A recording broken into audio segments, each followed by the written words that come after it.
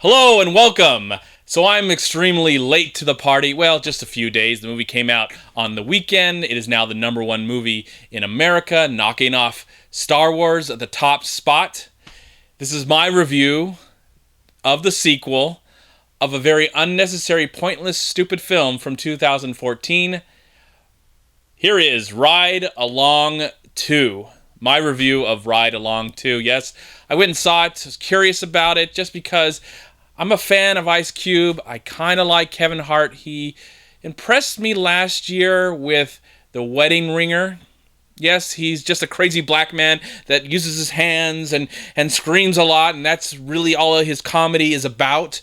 I saw one of his stand-up comedies, I think back in 2013, and I think he was in About Last Night, which I did like. But now he's got a new stand-up coming up in a few months, so we can all look forward to that.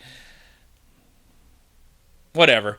I'm not a hater of Kevin Hart. I love Ice Cube.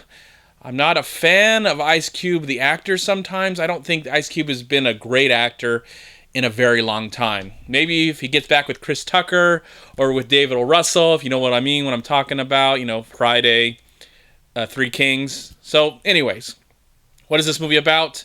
Quickly, it's about brother-in-laws or future brother-in-laws. It's the sequel to Ride Along. Ice Cube is a cop, a real detective, and Kevin Hart really wants to be a detective. They live in Atlanta. They work in Atlanta.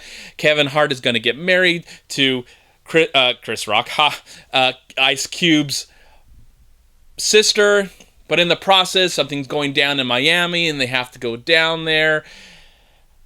I don't know why, because they have to shake it up a little bit. They meet up with Olivia Munn and Benjamin Bratt and Ken Jeong, and then hopefully comedy ensues. Again, that's all I hoped. I had no expectations watching this movie. As someone who hated the first film, I was hoping that I at least would tolerate this one and maybe get a laugh or two out of it, at least a laugh. I tried to not go in with a bad attitude, but now, after watching it, it's pretty much more of the same. Except for it didn't annoy me as much as the first one. And it didn't offend me as much as the first one. I'm not saying I was offended or anything by the crudeness, because it's not really that crude. It's actually quite tame compared to some of these movies. It's PG-13. I was more offended by the first one. It just was putting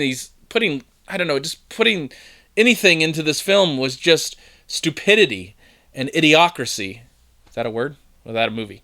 Anyways, so, just idiots. It just felt like idiots had made this film, and I was sad to witness it, and now I've seen the next one, and I don't hate this one.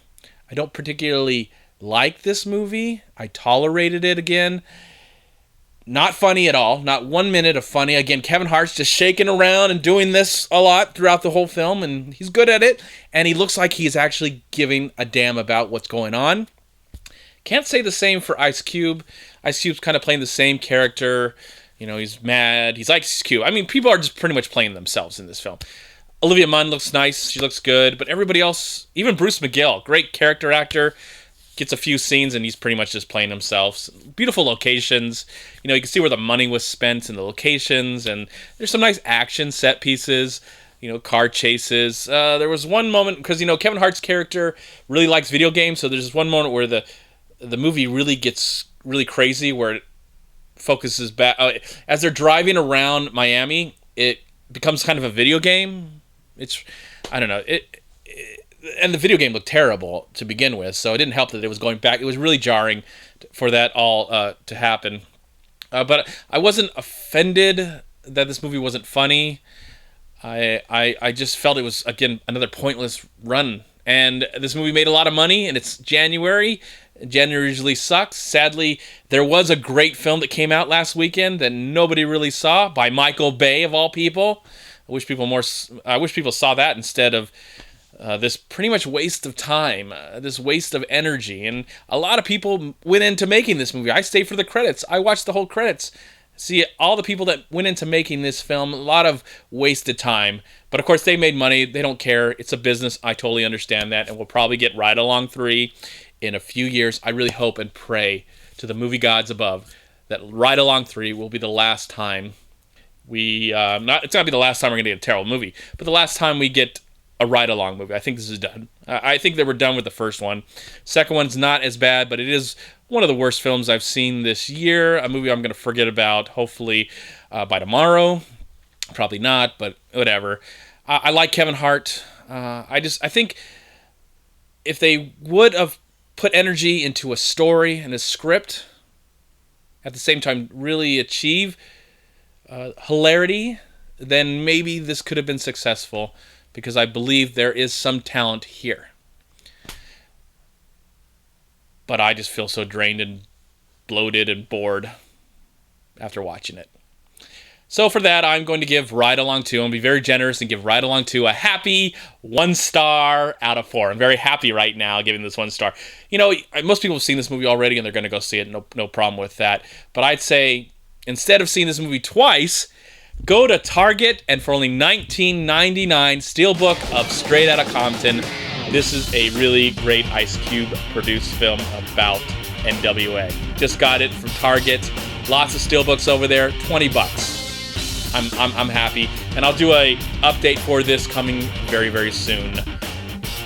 Goodbye, everyone. Peace be with you. Thank you so much for watching. Please like, comment, and share this video.